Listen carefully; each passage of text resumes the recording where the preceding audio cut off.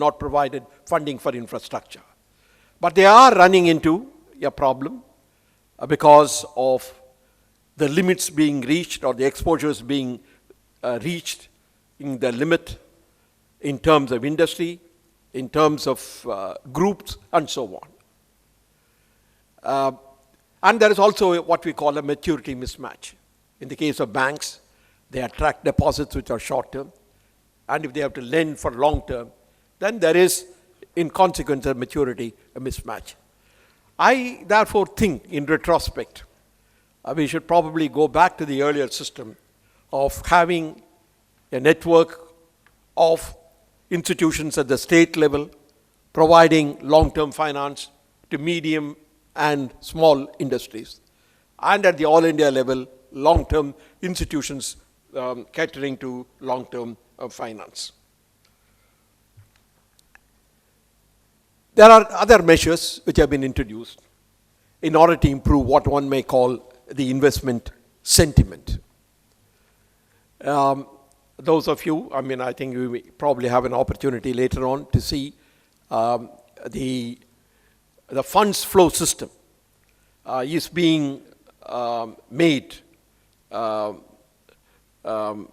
more easy, and the operation of the mutual funds is being facilitated, and this certainly would also help.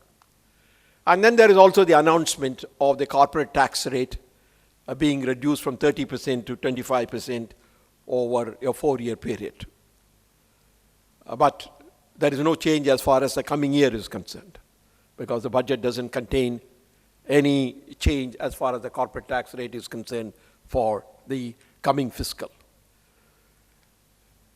It may be a good idea because, as you know, that as the budget itself points out, even though the corporate tax rate is 30%, the effective tax rate is only 23%, which means that there are a lot of provisions providing for exemptions, and that reduces the effective rate of taxation.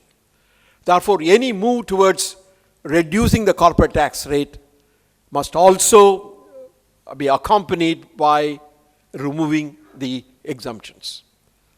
I think the 30% tax rate is not an unreasonably high rate.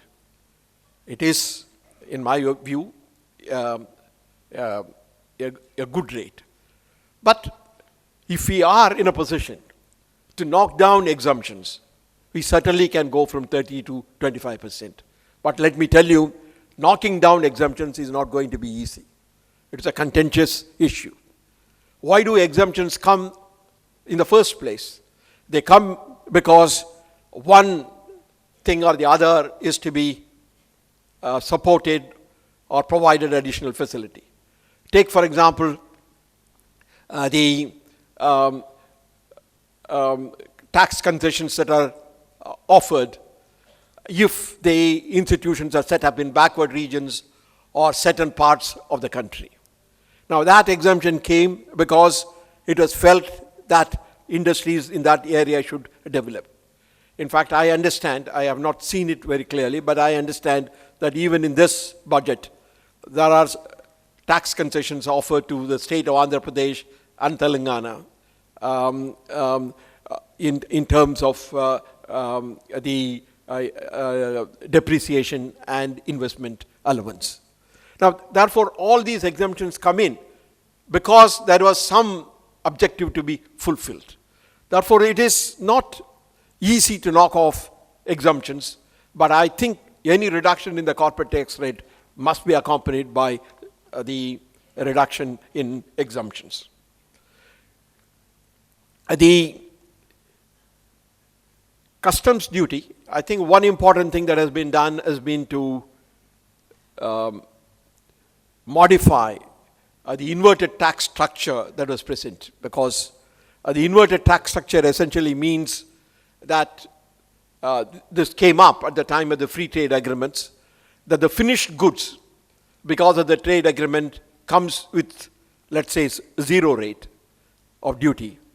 But whereas the Indian manufacturers who have to produce that good may have to bear tax when they are importing raw materials. So this is the inverted tax structure that prevails in some segments. I remember meeting large number of people from Chennai, particularly from the automobile components industry, talking about their problems because of the signing of the agreement with Thailand. Therefore, I think the attempt to rectify that area is again good, and this will also go to promote private investment. Of course, the postponement of GAR will also help to revive sentiment. But let me say, this GAR has a history. Originally, the purpose for which GAR was introduced was to introduce clarity, not to create confusion. But now it has become the source of confusion and concern. Because earlier on, people were saying that we don't know what kind of arrangement is violative of the tax law. Therefore, in order to clarify that, it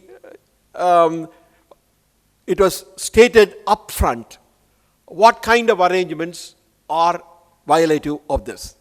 Now, let me tell you, GAR exists in many countries. It's there in the Eurozone countries. In the European Union, it exists. But it was meant not to harm the business sector, but to help the business sector. But however, the perception has been very different, and perception is very important for sentiment, and therefore it has been postponed. And probably when it is introduced, full consultation will happen with the industry and with the industry segments, so that the fear generated by GAR will go. And of course, the introduction of GST will also improve the corporate sentiment as and when it is introduced. But unfortunately, almost every budget in the last few years had indicated at the beginning of the next April it will come in. But that next April seems to be next April always. And it gets postponed.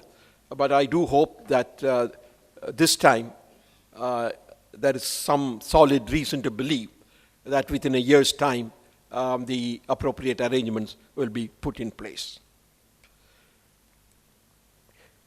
What about equity? Equity in terms of taxation essentially means, as they say, the broadest shoulders must bear the heaviest burden. That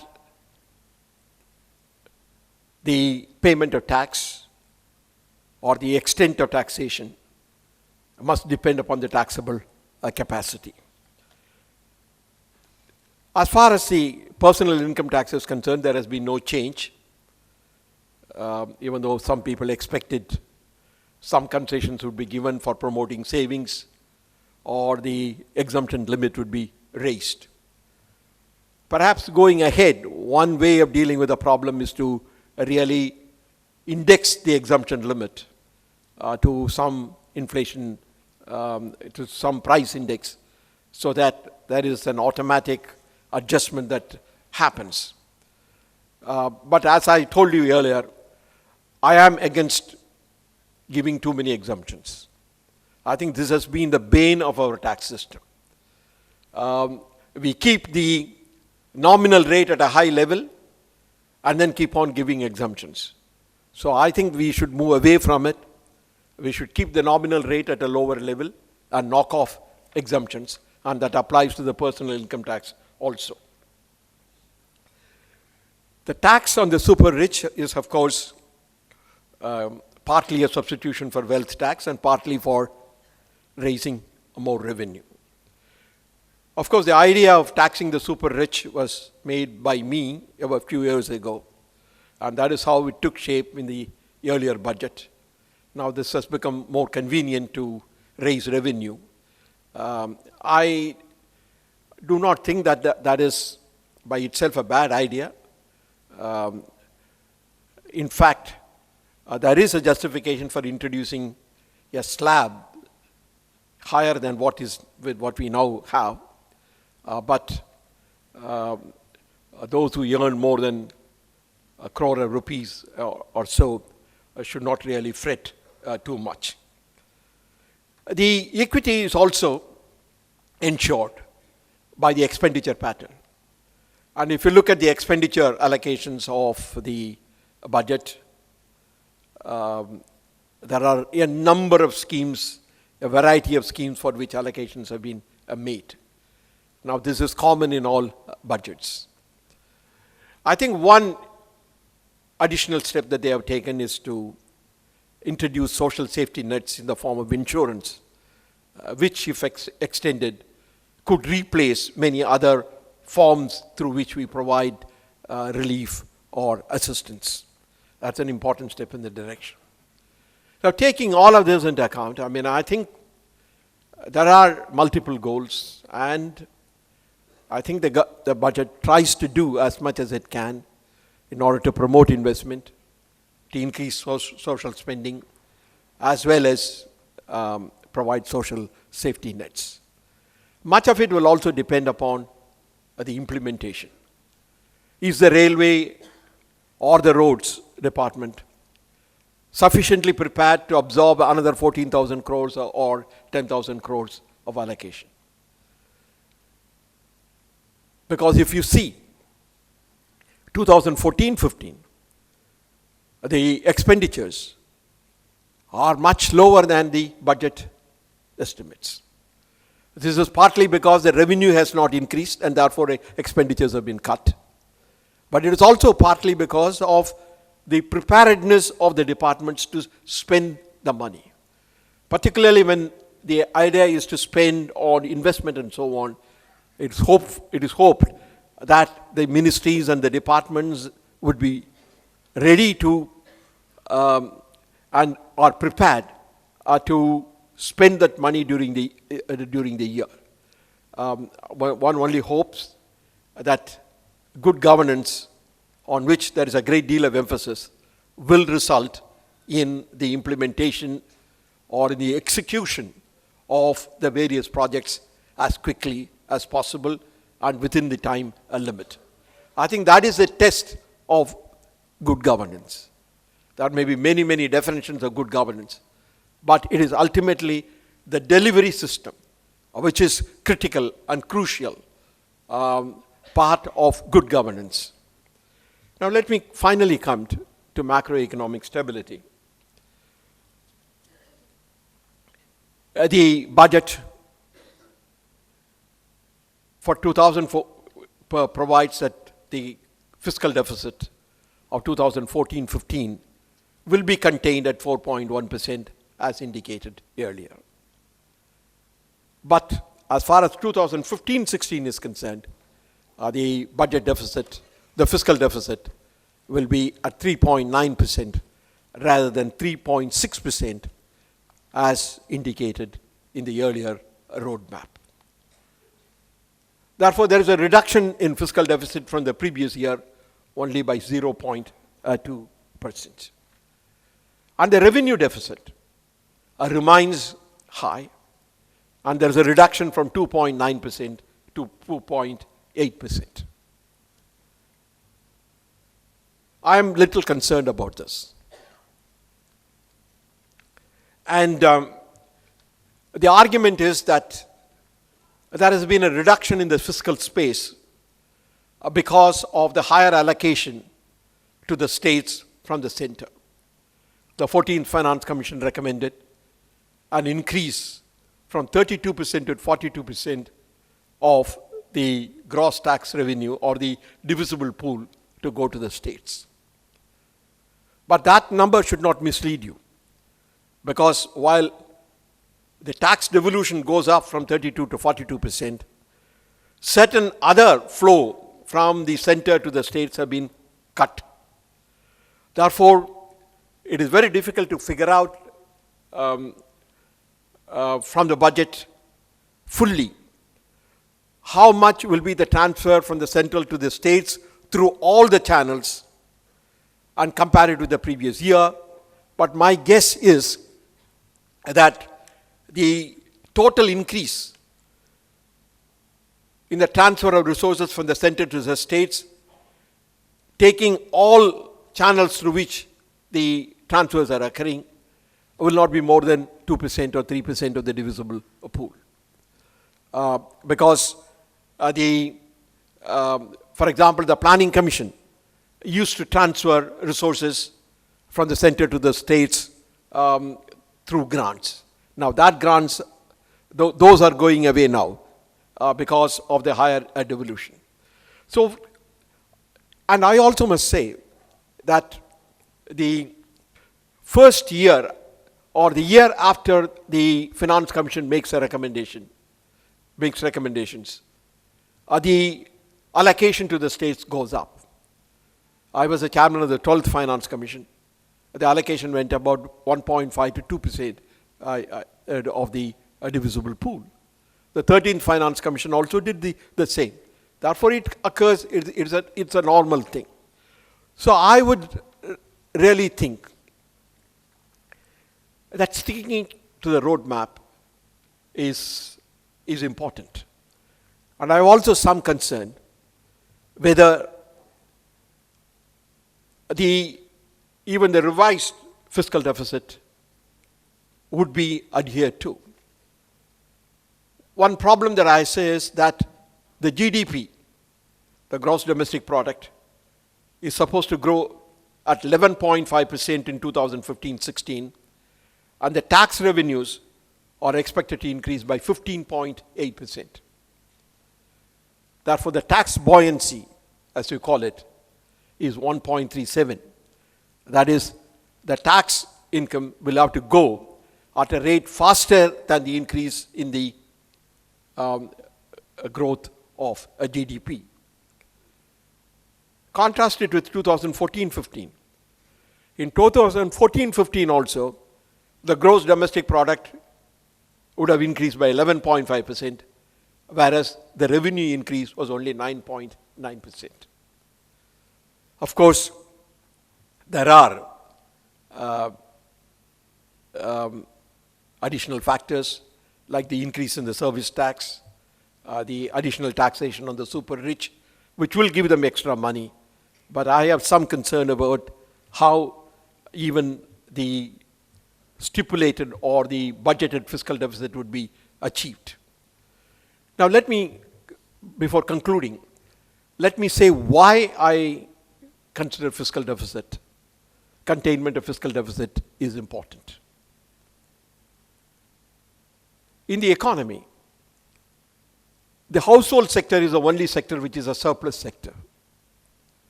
Corporates borrow, government also borrow. And the surplus of the household sector in the form of financial assets, this is what we call transferable savings, is only about 10% of the GDP. And therefore, if the center and the states taken together take away more than 6% of the GDP, then only that much is left for the corporate sector, which includes not only the private companies but also the public sector companies. And that is the rationale behind why the fiscal deficit of the center and the states taken together should not exceed 6% of the GDP.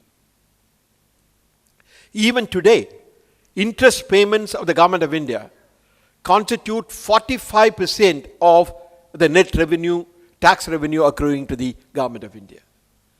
Therefore, the higher the fiscal deficit, the higher the level of the debt, and the higher the level of interest payments.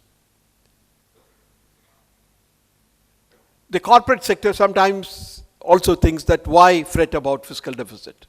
But please remember, both the corporate sector and the government dip into the surplus of the household sector.